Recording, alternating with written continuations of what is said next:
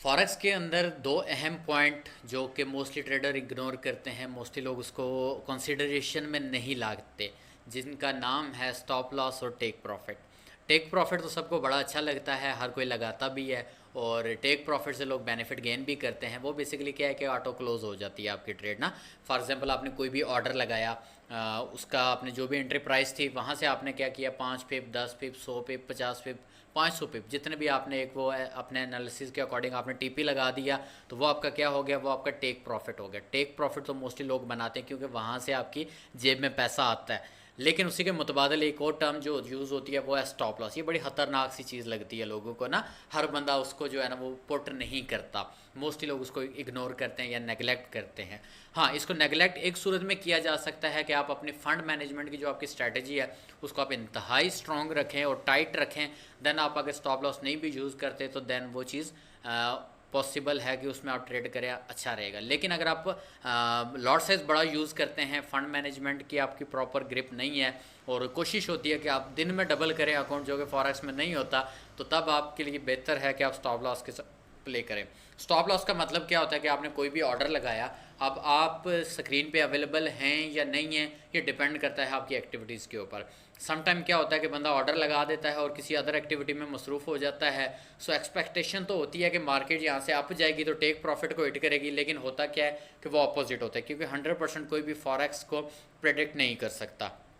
सो आपने क्या किया कि जो भी आपने बाइंग प्राइस लगाई, टेक प्रॉफिट लगाया, अब वो हिट नहीं हुआ और मार्केट अपोजिट साइड पे चली गई। जब आपने अकाउंट देखा मसरूफियत से फ्री होके, तो आपने देखा अकाउंट्स का तो हाल ख़राब है। तो उस सूरत में आपको याद आती है कि स्टॉप लॉस जो है वो एक बहुत इंपॉर्टेंट चीज़ होती है।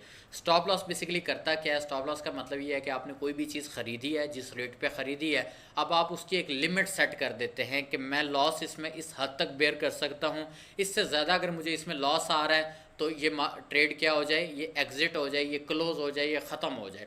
यानी कि मैं बड़ा लॉस करने के बजाय मैं छोटा लॉस करूँ, यानी कि मैं $100 की ट्रेड लगा रहा हूँ तो मैं $10 लॉस करूँ, ना कि $50 लॉस करूँ। तो उसमें आप क्या करते हैं कि आप स्टॉप लॉस सेट करते हैं। जब भी आप स्टॉप लॉस लगाने का तरीका कर क्या है कि जैसे ही आप मेन्यू में आके ट्रेड लगाते हैं, जहाँ पे आप प्राइस लिख रहे होते हैं, buy limit sell limit select करके नीचे प्राइस होती है और उसके साथ ही दो ऑप्शन होते हैं। एक आपका ग्रीन बटन होता है और उस पर 00 मेंशन होता है, और एक आपका रेड होता है। जो ग्रीन होता है वो आपका टेक प्रॉफिट होता है और जो रेड में होता है वो आपका स्टॉप लॉस होता है। अगर आप स्टॉप लॉस रख के ट्रेड करते हैं तो आप स्क्रीन पे अवेलेबल हैं या नहीं है। आपका एनालिसिस अगर अच्छा है तो आपने ट्रेड लगा के उसको छोड़ दिया।